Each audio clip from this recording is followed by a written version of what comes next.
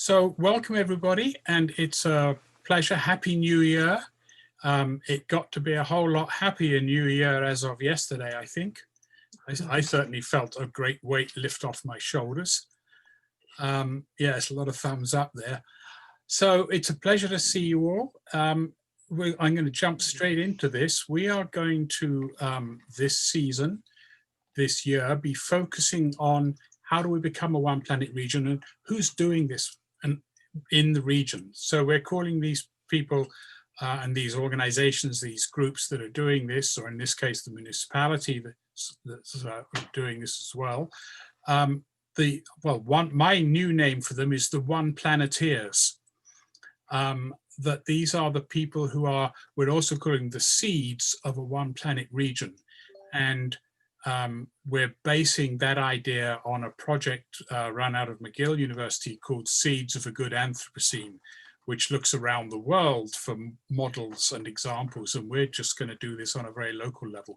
So over the course of the next year, we'll explore in more depth the 10 principles of One Planet living. And but we're going to start with a couple of broader sessions. And certainly if you've got ideas for people that represent, or organizations that are doing this work of moving us towards a One Planet region in the areas of the principles, which includes food and transportation and energy and waste and a number of other things, health and community and so on, we'd love to hear from you. You can email me, thancock@uvic.ca, and we'd love to hear from you who you think would be good speakers. Next month, I'm hoping, and I've only just sort of started this, so I'm not committing anybody to anything, but there's some interesting stuff going on in Souk, both with Transition Souk and with the Souk First Nation. And so I'm hoping we'll get 2 or 3 speakers from there to talk about what they're doing in Souk. But this month, today, we're going to talk about what's happening here in Saanich. And for that purpose, we have 3 speakers. I'll introduce them in the order in which they're going to speak and then turn it over to them. So our first speaker is Cora Hallsworth, who is the manager for the One Planet Saanich initiative, which I'm sure many of you know about, and she will talk much more about that. She's also involved in a whole variety of other environmental issues and has been for a long time in this region. And her most recent one is called, what's it called? Something 2030, remind me. You're muted. I was just trying to find my unmute button. It's the 2030 district. I inserted one slide on it, so I'll tell you a little bit about that. And then our second speaker will be Rebecca Newlove, who can wave at you. And she is the manager of sustainability for the district of Saanich, and going to be talking about what they're doing in Saanich and how Saanich is responding. And then our third speaker is Fred Haynes, who is the mayor of Saanich and who's been a supporter from the get-go with One Planet Saanich and has ideas for the need to take this to both a regional level and to an island level and beyond. So he's going to talk about some of those sorts of issues. I'm going to get out of the way in just a minute and leave it to the 3 of them. Our question and challenge for you in the small groups, when you get into them around 6 o'clock, will be, well, if you're in Saanich, it will be, how can we support this and move this further on?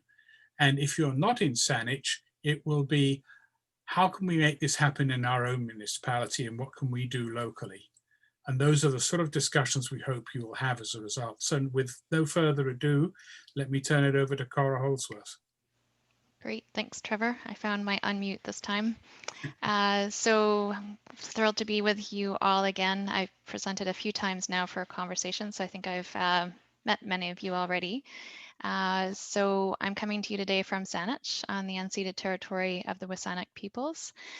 So I think many of you might have seen some of the previous presentations about One Planet Saanich, but I think I have some new content to share, and also I guess it could be a refresher for some of you that have seen a little bit about this before. So as Trevor mentioned, I'm leading the One Planet Saanich initiative. I'm also senior associate with One Earth, and a manager of municipal programs at the British Columbia Institute for Technology. And the latest initiative, as Trevor mentioned, is managing the startup of the new Greater Victoria 2030 district. And I've got one slide on that to share with you as well. So thrilled to be with you tonight. Here, let's get started here. So just a bit of background. So a few years ago, coincidentally, right around the time when Trevor started launching the conversations for One Planet Region, Bioregional UK invited us to participate in an international pilot project entitled One Planet Cities. So you might be familiar with Bioregional. They're the founders of BedZed. This is one of the very first sustainable neighborhood developments, and it's located in London, UK. And they've been busy on lots of One Planet Living focused initiatives since then too. And this is one of their latest initiatives that they spearheaded, the One Planet Cities project, funded by KR Foundation. So the pilot project has been aimed at helping cities drive down their ecological and carbon footprints through collective and collaborative action planning. So through this work, we're building a local network, but also tapping into that international network that they provide to kind of cross-fertilize ideas and action faster, hopefully. So the core of the work is two key metrics. And again, you've seen the presentations. Hopefully, I think many of you were at them, and they're online as well, digging into more detail on the actual metrics. So they are the ecological footprint and our greenhouse gas emissions, and in particular, our consumption-based greenhouse gas emissions. And I can touch on that a little bit tonight as well. So the other key piece is these One Planet Living principles that you can see on this slide here. So these collectively act as a guide to formulate individual actions and collective action plans at the organizational level. So they're simple, easy to communicate, and aligned with the Sustainable Development Goals. The work started back when I was working with British Columbia Institute for Technology Centre for Ecocities. We had another pilot project on the go starting in 2017, and we engaged City Saanich as pilot cities in this work to create these inventories using a tool that Dr. Jenny Moore created. And it was initially spearheaded by application in City of Vancouver. So now Victoria, Saanich, CRD, and 7 other BC communities have used this tool. And so they all have these consumption-based greenhouse gas emissions and ecological footprint assessments. So I think these kind of represent a more advanced level of sustainability metric compared to the traditional greenhouse gas emission inventory that municipalities are historically generating. So I do think that these participating municipalities are at the forefront. They're becoming pioneers in new approaches to evaluating greenhouse gas emissions. So also I've noted on this slide, we're testing a new lighter footprint app as well, which we hope to launch this year. And this is an app that's kind of based on the tool, the municipal level tool that will be used to engage individuals in understanding their consumption and impacts, consumption-based emissions and ecological footprints. So I'm not digging into these details, but just to show that these are the key outputs from the tool, and this is the information we used within One Planet Saanich to engage the stakeholders. I think that at its heart, the point is that this is looking at consumption, where traditional greenhouse gas emission inventories municipalities undertake they just look at what's going on in terms of energy and greenhouse gas emissions from within the boundary of the community. So when we look at these consumption-based emissions, we see because we're consumer societies, we're importing a lot of the materials we're using, our emission impacts double over what a traditional inventory would tell us. And this isn't to say these types of inventories replace the traditional territorial inventory. Those are still important. It's still important to see what those traditional territorial inventories say. They're not mutually exclusive. Sorry, they are.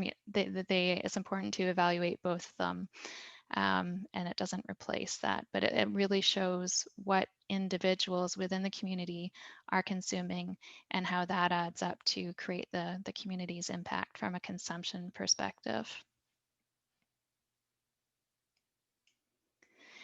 So now back to what we've done through One Planet Saanich. So again, we're aiming at bringing the organizations together to help the community achieve its greenhouse gas emissions targets reductions and drive down the community-wide ecological footprint. So the first step is to look at generating an understanding of what the ecological footprint and carbon footprint was. And so we had already done that back in 2017. Then we layered on a sustainability scan, and we used these One Planet living principles to do a scan of how the District of Saanich as a community is doing with respect to those 10 principles. And we engaged a range of experts in the region, including many of you on this Zoom chat today. Trevor in particular provided a lot of support into helping us build that initial scan. So it was looking at how we're currently performing and what are the opportunities for advancing sustainability in the community. The next step is to engage community in conversation. And again, Conversations for One Planet region has played a huge role in doing that, engaging people in conversation about One Planet living. And then with that information in hand, we help the organizations develop their action plans. So using these principles as a guide and informed by the metrics to take action in a very targeted way to focus in on those key impact areas. I think another key piece is connecting how we've connected these organizations with the knowledge holders in the community, and District of Saanich has been really pivotal in that, connecting the stakeholder organizations that we have engaged with the district staff and CRD staff and all of the experts in the region to help them overcome barriers to their implementing their action has been really important. So here's a snapshot of who we have engaged in One Planet Saanich so far, 18 organizations, and they've all, well, many of these have created their own One Planet action plans. So it would include schools, a church, Uptown, which is the largest shopping mall in Saanich, a local farm, a development project, a few social enterprises, and an electric vehicle company. We also have, again, as our core stakeholder, the District of Saanich. And again, Conversations for One Planet region and Creative United for the Planet, who are creating a dialogue, a rich dialogue in our region around the need for lighter living. And we've got the support also of Van City Credit Union, who, in addition to funding our efforts, I think many of you know, they're committed to advancing lighter living in our communities. So they're a core stakeholder in this work as well.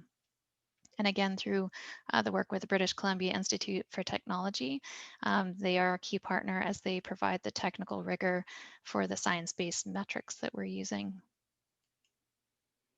So our core aim is to help the One Planet Saanich community focus on these key impact areas based on the footprint numbers and help them prioritize their efforts.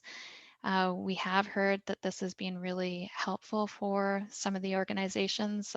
In particular, I remember one of the local schools telling us that it really helped having this information to share with students. So it kind of shifted activities away from improving recycling systems to getting down to the heart of the matter, and that is reducing overall consumption of stuff.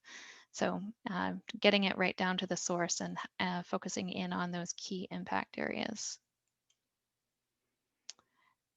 Through the project, we've had access to a range of different tools that have been really helpful. We have, again, the Ecocity footprint tool, and that's the tool that we use to create the municipal level inventory. Bioregional has a number of resources and guides available to us. This on the top left over here, you can see this is the oneplanet.com website where you can build your own action plan. So any organization can go on there and create their action plan. They have a community-wide opportunity as well, where organizations within a community can connect together, and you can see how all of your actions are contributing to the greater community-wide objectives as well. And again, lighter footprint app in the middle here. We're hoping to launch that this summer, so it should be available to everyone to use in the community as well. Some of the highlights of what the community, One Planet Saanich community, have undertaken. Many of the schools right now are focused on naturalization projects in their school grounds. There's some outstanding efforts on local food gardens, and actually converting those into market food gardens. So Reynolds School now has a partnership with Topsoil, a local company that is producing modular garden beds that can be moved around. And the Reynolds School used to just produce enough for their own salad bar program, but now they're also selling in the community as well. A local church also started an Eco Games challenge, which had neighborhoods competing against each other to reduce their footprint. Local developer recently broke ground on their passive house net zero development. So those are just a few snapshots of things that we've seen happening in the community. And here's the other kind of new announcement that I had that Trevor mentioned. So we just last week announced the launch of the Greater Victoria 2030 district, and this is very supportive of One Planet Saanich objectives and Greater Victoria objectives aimed at driving down greenhouse gas emissions in the commercial real estate. In a particular corridor, you can see the boundary map here. We have 36 buildings on board, and I think a few more are just joining up. And they've all made voluntary commitments to reduce their greenhouse gas emissions 50% from 2007 levels by 2030. So this is entirely voluntary, and there's some major property owners in the region. So it's a collaborative group that are going to be working together to figure out how to help mobilize these reductions. So I'm be happy to share more on that as we go forward. And I'm hoping to connect the work directly with the One Planet Saanich efforts in terms of, I think we can provide a lot of value in terms of tenant engagement activities as well. Tenants in these commercial buildings have a lot to do with how much energy those buildings are consuming as well. So coming up next, as we move forward, we're continuing to support our stakeholders, those organizations in the community, and developing action plans and implementing them. We're providing ongoing training and collaboration webinars. We found that that has been huge value to the organizations. Many of them had said that they didn't know where to get access to information, and they didn't have a network to share ideas with. So having other organizations there as a sounding board has been really valuable to them. And again, connecting them all to experts like yourselves in this room, Zoom room today, has been really valuable.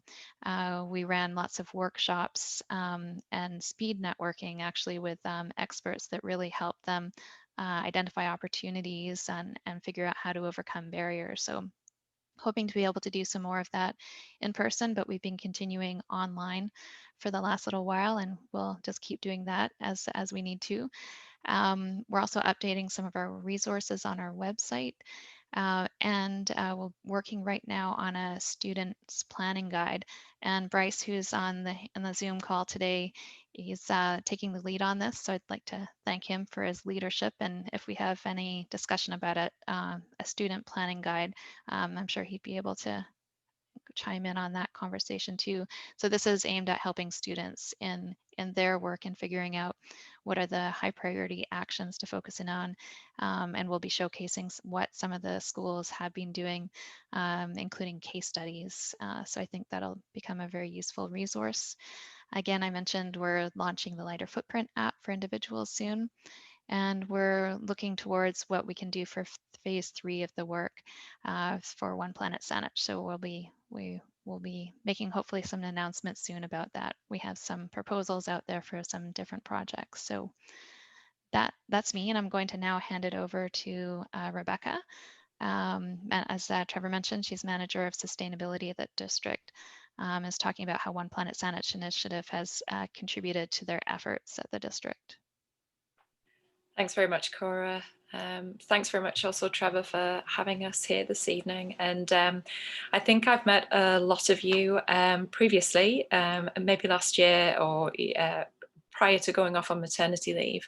And some of you may have met or worked with or been in workshops with Ting Pan, who was covering the manager of sustainability position whilst I was off on maternity leave in 2019.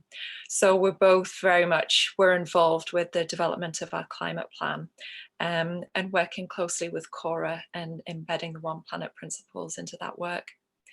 Okay, next slide. I'm going to give a little bit of a recap for some of you and an overview for those of you who've not heard this before regarding the climate work that's been happening at the District of Saanich. Climate work, you know, at the district, it's been happening for over a decade. We've built a lot upon a lot of work that's already been done both internally at the district, but obviously working collaboratively with all the organisations and individuals within the community. And speaking of which, obviously we had some major climate strikes happening back in 2019 before COVID. And at the same time, our council declared a climate emergency and endorsed a suite of accelerated climate actions just as we were updating the climate plan. Next slide, Cora, please. And we embedded those within the climate plan that was then adopted in early 2020, so last year. And the climate plan is effectively our pathway to achieving a reduction in our greenhouse gas emissions by half from our 2007 baseline by 2030 and to net zero by 2050, and transitioning to becoming a 100% renewable energy community by 2050. And also preparing for a changing climate. So it's not just about mitigating climate change, but also adapting to the climate changes that are happening now and that are inevitable, even if we were to, you know, go to one planet living globally as a world tomorrow. So the plan was adopted last year. Next slide, Cora. And Cora gave an indication of some of the differences in our plan and the way the CRD and the City of Victoria and others have been working that have tied in with Cora's work and Jenny Moore's work over at BCIT that's been on the eco footprint and the consumption-based emissions inventory. So we had that consumption-based emissions inventory and that eco footprint study done prior to updating the climate plan.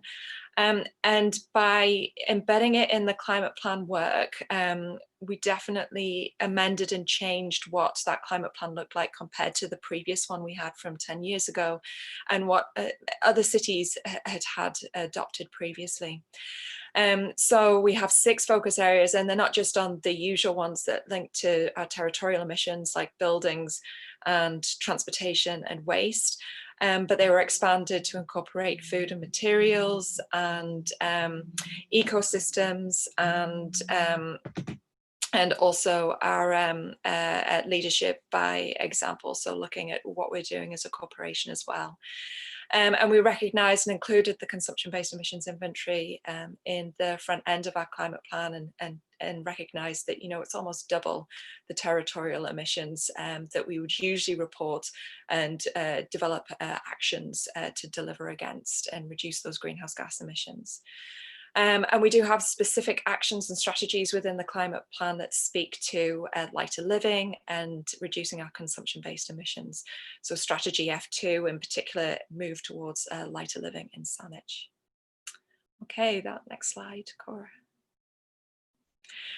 However, and Cora mentioned this, in parallel to looking and addressing our consumption-based emissions inventory and our eco footprint, we do monitor and track and measure our territorial emissions.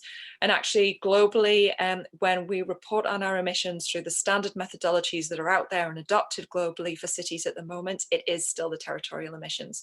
So we signed on to the Global Covenant of Mayors last year. We started to publicly report on our climate actions through the CDP, which is recognized globally as kind of the leading platform in terms of reporting your emissions if you're a city or a business or an organization. But it's linked to our territorial emissions. So this is our pathway towards achieving those 2030 and 2050 targets. It speaks to a lot of the actions that are in our climate plan, but not all of them. So it's the actions that are going to get us to those territorial emission reductions. But in addition to that, we have a lot of actions in our climate plan that may be in some cases or many cases more qualitative than quantitative, because there's not the data out there or there's not the local data available to us. But they do definitely go beyond those territorial emissions. Okay, next slide. So I mentioned those key focus areas. So we've got transportation, buildings and infrastructure, food and materials, ecosystems, community wellbeing, and leadership in our district operations. In our climate plan, we've got the vision, objectives and strategies for each, a status of where we are today, where we need to go, and the actions and strategies to get us there. And consumption-based emissions and One Planet principles feature in each of these. If you move to the next slide, Cora, I think I talk about how the One Planet principles are then embedded in the climate plan. So one thing we try to be clear about is that the climate plan very much does speak to climate actions, and it's not necessarily the full One Planet plan that we could have created. However, there's a lot of actions and plans and strategies that are incorporated in other departments and divisions within the district of Saanich, that pulling them together under our official community plan would collaboratively be, or integrated be, a One Planet action plan. So we have a lot of work underway within our community services division. And they, for instance, are addressing things like equity and health and happiness that are, the first principle there in the One Planet principles. And so there's a lot of projects and strategies and actions and programs within the district that go beyond our climate plan that deliver on the One Planet principles. However, what we wanted to do when we developed our climate plan was ensure that the actions that we were creating didn't have any negative impacts on the other One Planet principles. So yes, it was a climate plan, but we were really fortunate to get the support we did from the various integrators, some of which are on the line today, and from Cora's team to do that environmental scan and review our actions against the One Planet principles, to strengthen them, to modify them, to make sure they were the right actions that would achieve, all sustainability principles and not have any negative impacts on other areas. Okay, next slide. One thing we did do once the climate plan was approved is we updated our carbon calculator to go beyond those territorial emissions to also encompass things like food and consumption. And again, we used Cora's team and BCIT, Jenny Moore over there, to help us update that. And this carbon calculator is online. It's a tool available to the residents in our community, but also in the region. So as much as it's the Saanich carbon calculator, it's very much applicable to Victoria residents, Oak Bay residents, others in the region. And it's a way for you to be able, as an individual, to identify your current emissions and help build a plan of action for you to be able to reduce them and contribute towards our regional goals and targets. And we produced a residents' climate action guide, which was a real simple booklet that included a link to the carbon calculator, summarised our climate plan, linked to the One Planet Saanich work, and helped individuals create their own three-step guide to creating their own action plan. And we update it regularly. So for instance, when the Lighter Footprint app comes on board, we'll be able to provide a link to that. So there's that connection into the One Planet Saanich principles again. Okay, next slide. So in next steps, implementation and how we're very much integrated.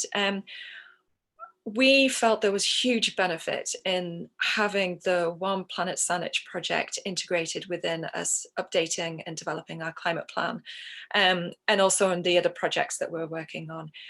It helped us to, we feel, support the community in their actions to address climate change, helped with key messages that were aligned with our climate goals and targets. It assisted us as staff in the district to have a stronger connection with our community, more easily track and share the actions that they were developing. So as we presented to council, we could provide that information to council. We're on networks, global networks with various other municipalities across Canada, where, again, we were talking about some of the actions that were happening in our community through the One Planet project. And it was able to give those municipalities ideas or those community ideas and share that information and knowledge further.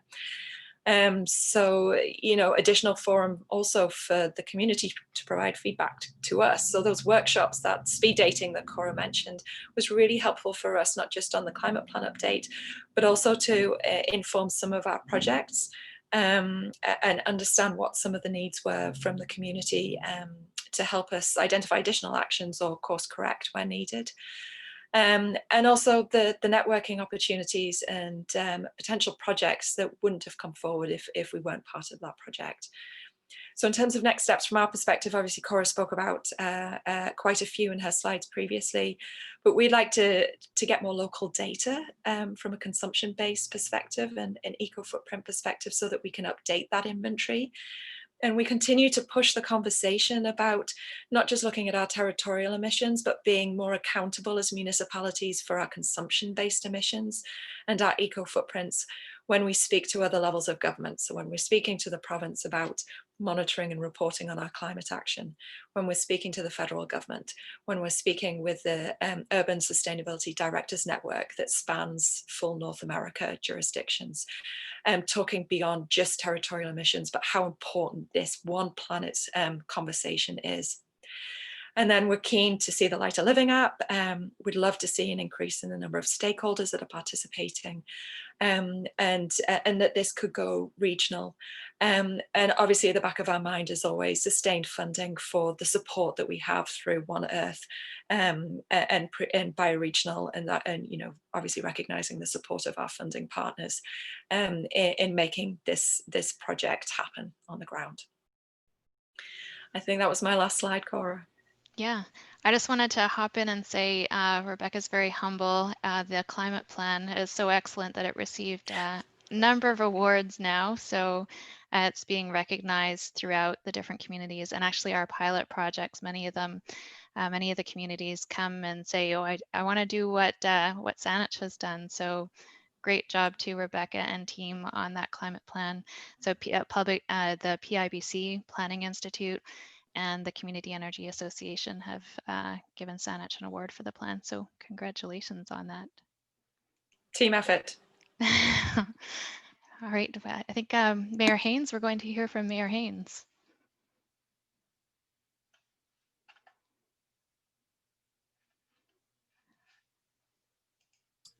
You'll need to unmute, Fred.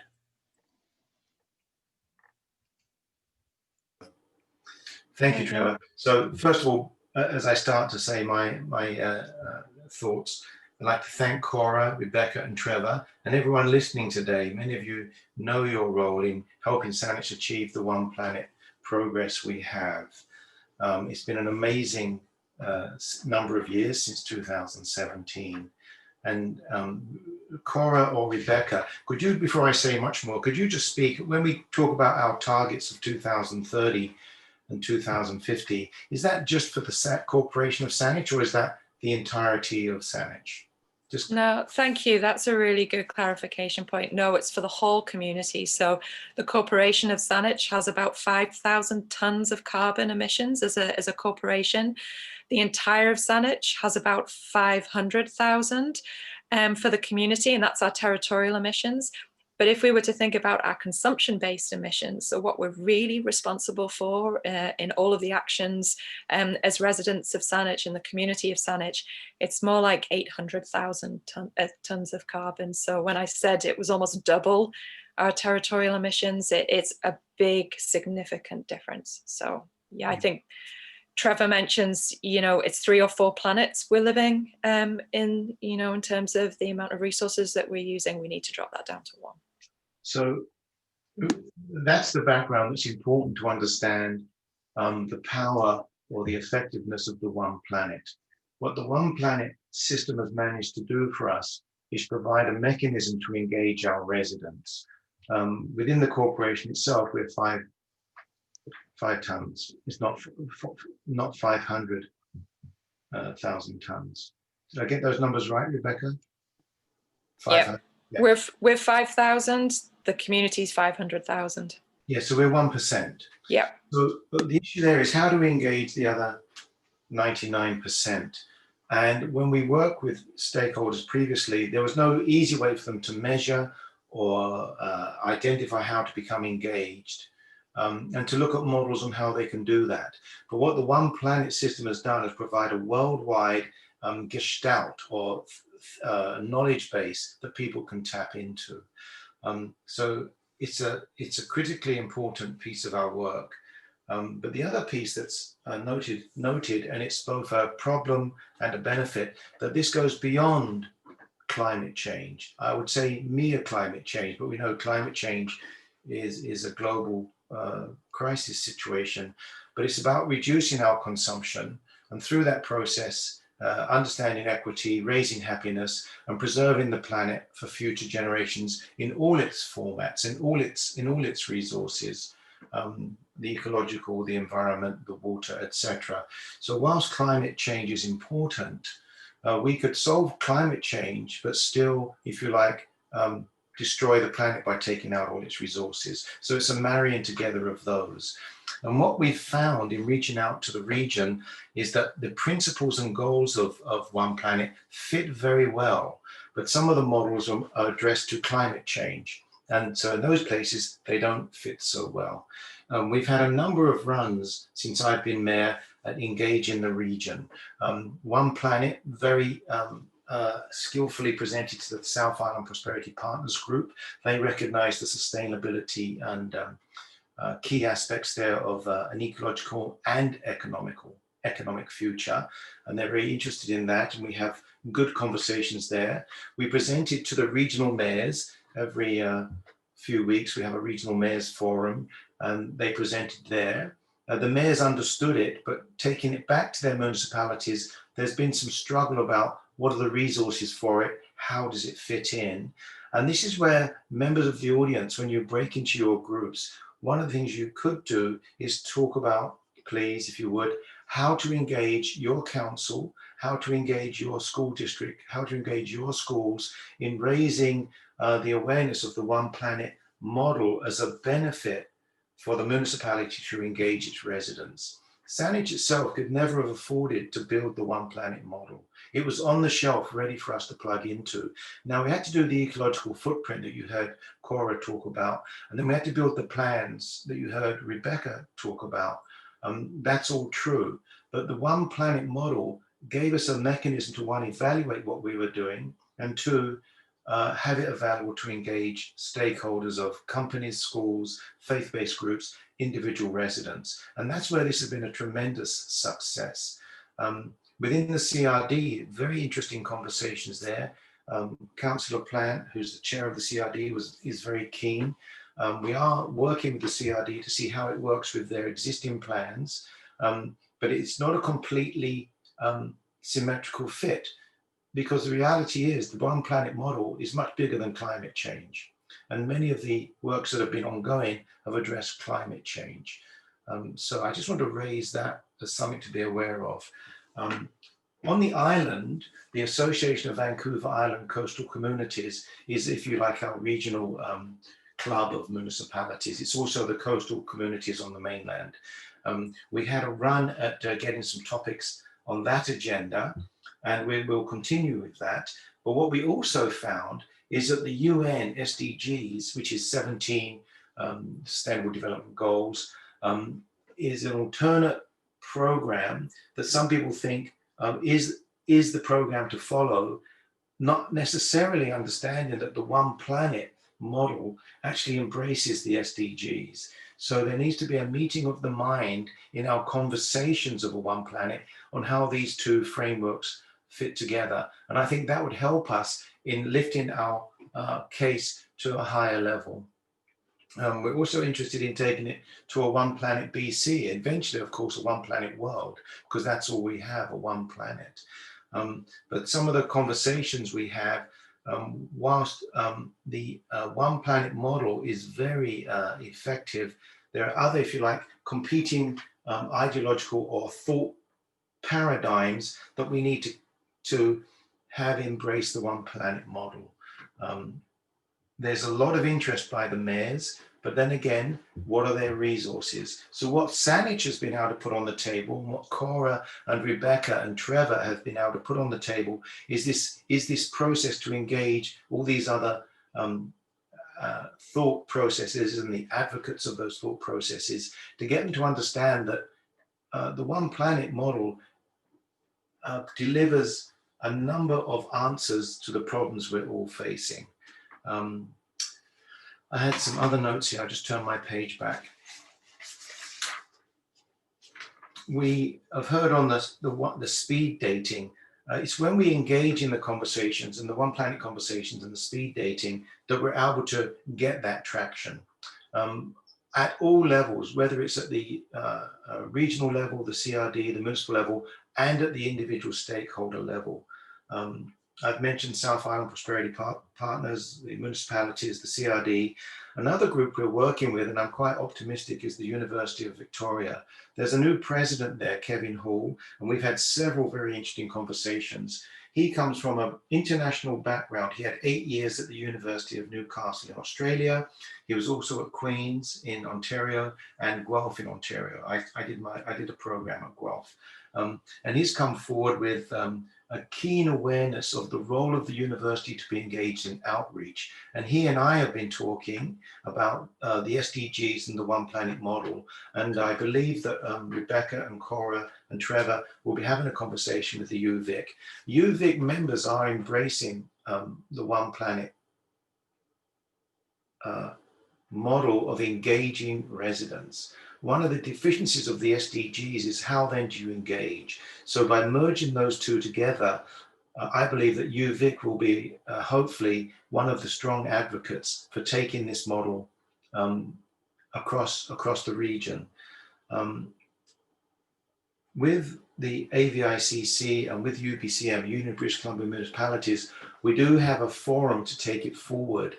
But sometimes it feels, unless there's a growing stakeholder base, which is the intent of the conversations and the work we're doing here, it's going to take more time, perhaps more time than we are comfortable with. But there is no shortcut to this. So whilst as the mayor, I'm convinced of its value, and I'm here to help everyone understand its value, it's going to be on the shoulders of everyone in this conversation and others we can bring forward into this conversation to keep involving them in the benefits of the One Planet model. I think that Saanich Council is fully committed. I had hoped that this year we'd have had a few more municipalities actually sign on, and we're still working with that. But when I talk to the other mayors, it's about their internal resources. So the more we build with this model, the stronger the conversation is. These are video recordings, and the more active we are, the more opportunities there will be to get the municipalities to sign on. I think I'll leave it there, but I'm fully optimistic, but I realize that this won't happen in the short term. It's something we need to keep working at, and I can't express how important and precious the work is of Trevor, Cora, and Rebecca, and everyone in this Zoom meeting today to keep marching forward on this plan, because it's not only about the climate, it's about the planet. Thank you. Thank you very much. It's great to have a mayor who gets it in the way that you do, is willing to speak out on these issues. So we really appreciate it, and to all three of our speakers. Now, we do have a couple of questions in the chat box that I'm going to turn to. We're not going to have a lot of time for questions to our speakers, but they will be staying in the group. So you may be in a group with one of them later on. But let me just turn to the questions. And the first one is actually directly to Rebecca from, I forget what S stands for, I'm sorry, S. Morgan. Is climate adaptation a lens for all municipal departments? Has it altered development approval bottom line for ecosystems? Yeah, thanks. That's a really good question. I think generally globally, we've all been working on climate mitigation, and the strong data, there's lots of analysis there, and climate adaptation has been, it's certainly not at the forefront sufficiently. And the more and more we move forwards and see it affecting us and the climate actually changing actively in front of us, the more the urgency becomes apparent. We have specific actions within the climate plan that we've been working on related to adaptation, one of them being the flood mapping work that was done last year and finished off last year, and that was coordinated by the CRD, and we did it with other municipalities and had funding from the province and the feds for that. That helps us with things like development of flood construction levels, but that's one specific aspect of climate adaptation. There are other projects related to considerations of ecosystems. So I don't know if they're tapped into or you're tapped into the Resilient Saanich project, but that's currently underway. It's a 2 to 3 year project. They've got some accelerated timelines for moving this forwards. They're actively working on it with a committee at the steering committee at the moment. If you go to Resilient Saanich's website, if you just Google it, you'd probably be able to get there quite quickly and easily, but I can follow up with a link afterwards. But you've got the ability to follow through that process and be engaged as they're involving the public. We are hopeful that in collaborating with that project that we'll be able to develop some specific metrics associated with climate adaptation on the ecosystem front. And again, there'll be programs and projects and actions that come out of that more thoroughly embed it within the decision making that happens within the organization and the embedding of policies and programs that we put out there. So yes, it's in there. There's direction to do it. There's work underway, and there's specific projects that are in development. But I have to be honest that the data associated with mitigation is much stronger, and the progress has been much stronger on the mitigation front than it has been on the adaptation front to date. So Rebecca, am I still muted or am I unmuted? You're live. Thank you. So the other piece, and I know Rebecca may wish to comment on this, within the arrival of new housing in Saanich, much of our work is about step code 3, making them solar ready, recognizing they should be built in our villages, centers and corridors. So we have the opportunity for transportation corridors to reduce that of our footprint, cycling, all ages and abilities, transportation, our work on the local food production. So it's when I see this question, my eyes see it in all the departments, but at different levels. And, Rebecca, do you want to talk a little bit about that? Yeah, absolutely. Really fair point. There's so many programs that are underway. So one of them in terms of being the fundamental principles that sit within the OCP and all of the local plans that are being updated that are spread throughout the whole organization and all departments is that a need to address compact, complete communities, which is one of the major fundamental ways to be able to address climate mitigation and adaptation in one fell swoop. But some of the other projects that were mentioned there are we've got an active member within the planning department that is working actively on the implementation of our agriculture and food security plan. There's all of the local plans that are being updated, the Uptown Douglas Corridor plan that again speaks to that compact, complete community and development that's coming forward to council very soon, nearing completion. The active transportation plan that was approved a couple of years ago and is actively being implemented. Mayor Haynes spoke about bike lanes, so that infrastructure is going in on the ground as we speak. I jumped straight into the ecosystems piece with the Resilient Saanich because I saw it there, but there is a lot of work that's underway and ongoing that speaks to climate adaptation, and I'm in on a meeting next week on the community wildfire protection plan that's being updated at the moment. Again, that's a key thing for us as it relates to wildfires and the prevention of those and mitigation on that front. That's obviously a climate adaptation major risk. A couple more points. I'll just jump in, Rebecca. That was fantastic. Thank you. Saanich is home to over 170 parks. Within our official community plan, we have an ambition that I think it's within less than a minute or 500 yards, you should be living close to a green space, a park, so that therefore you can get the beauty of living close to nature within a few steps from your doorstep. The other piece we do is working with the Capital Regional District. We've moved to make sure there's enough monies in the park acquisition fund as we look around the region. And some of you would have heard about the Mountain Road acquisition. There's several others. So when we look across the region, I look at it and others look at it through the One Planet eye. But that's all part of many ingredients we need to protect the whole planet ecosystem. Thank you, Rebecca. Thank you both very much. We do have two other questions there, and I'll take the time because I think it's a great opportunity to have Mayor Haynes here. I'll take the other two questions that were there. So one is from Eric Doherty, who many of you will know is a sustainable transportation planner and consultant. And his question is, Vancouver's climate emergency plan explicitly calls for prohibiting natural gas use for heat and hot water in new buildings and for reallocating road space from private automobiles to public transit, walking and cycling.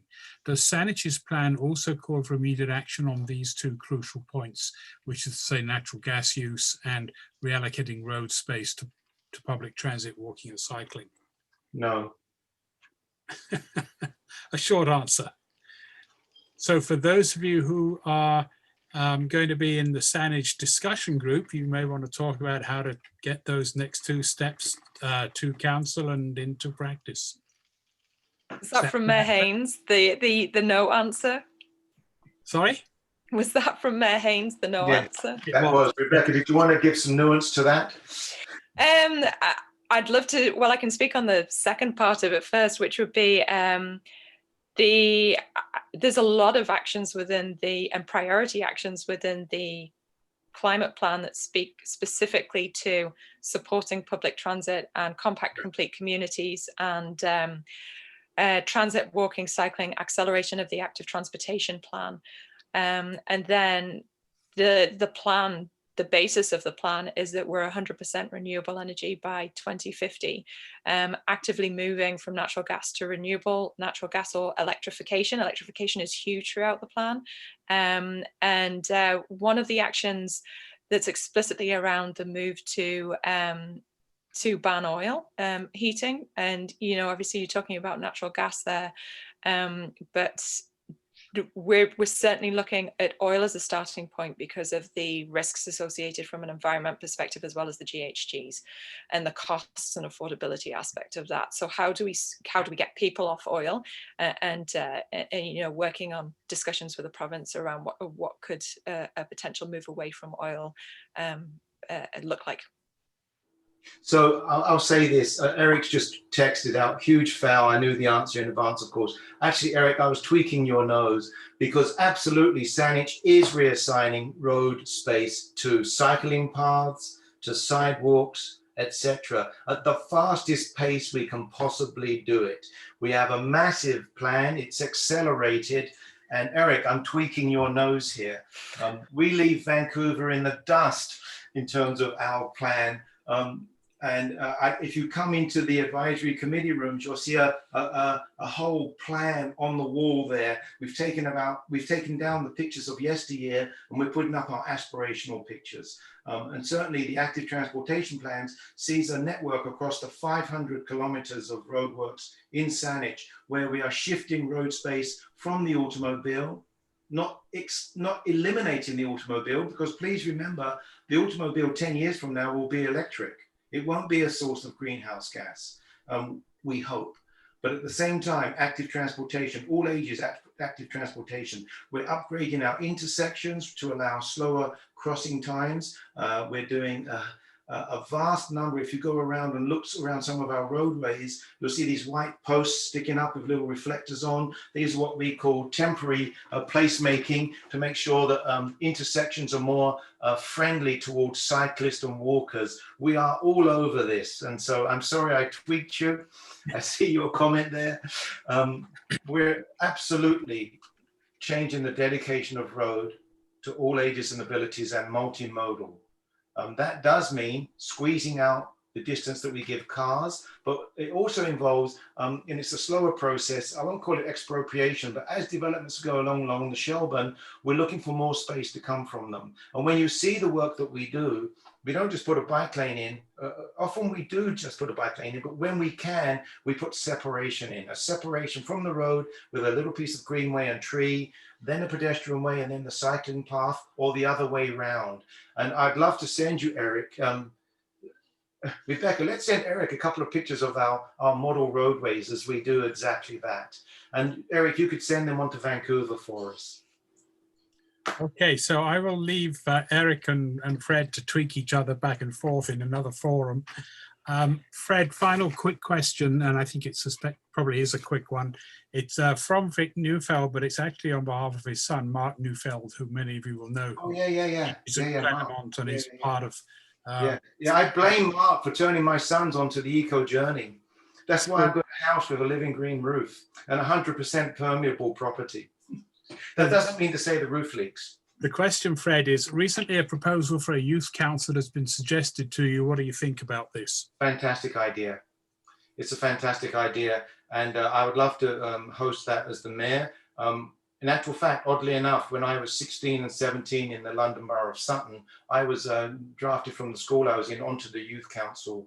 And so that I reflect on that. I think it's a great idea. On our advisory committees, we also have a seat dedicated to a youth member, and we have a call out right now for a youth member to join our Park and Recreation Committee. It's advertised out. If anybody knows a youth member who would like to join that, there's a seat there right now. Separately, working with the Saanich Community Association Network and SCAN, and Healthy Saanich Advisory Committee, we have historically had a youth committee. But the last few years, it's fell into a fallow space where, what I mean by that is it's not being populated with youth because they've been so busy with other activities, we've struggled. So it's kind of just wonderful that just the other day when we were doing some video, in actual fact, for one of the awards we've got on the CDP, which Rebecca knows about, global carbon reporting out on ecological impacts of cities and stakeholders.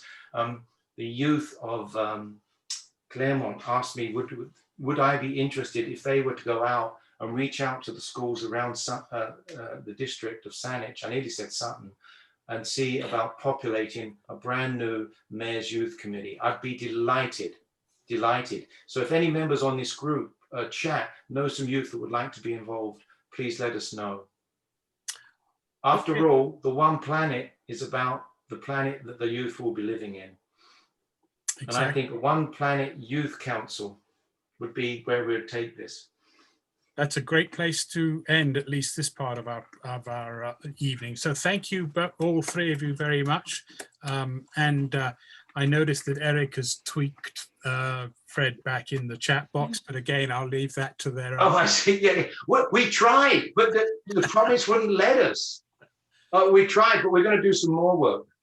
Yeah, he said, let's make the highway in front of Saanich Hall into an urban multimodal boulevard. Have you seen the plans for the Douglas Uptown Corridor? We had that in some of our earlier plans. But Eric, have a chat with the province too. Let's go after Rob Fleming, the new minister, who's a great guy for transportation, and see what he has to say. Okay, so thank you. We are going to take about a 5-minute break. We're a little behind where we usually are, but I think that's okay. This has been very useful. There are some other questions in the chat box. I'll be saving the chat box and sending them on to the Mayor and to Rebecca and Cora for their responses to you. So you will just take a break, go and do whatever you need to do for 5 minutes, biology breaks or water breaks or whatever it may be. Trevor, just before we go, I see one question there to everyone from Leslie MB. How well informed are the members of council as to the process and science behind climate change? 2 answers. Because of our staff, people like Rebecca, we're better informed, but I like to think this is a very well informed council. You know, we're not Trumpites. We believe in the science behind everything we do. Absolutely. Are we fully informed to the full range we could be, or perhaps Leslie is? I'm not sure. But we understand the importance of the science and try to work towards the answers that science suggests we need. Thank you. So take a break, and when you come back,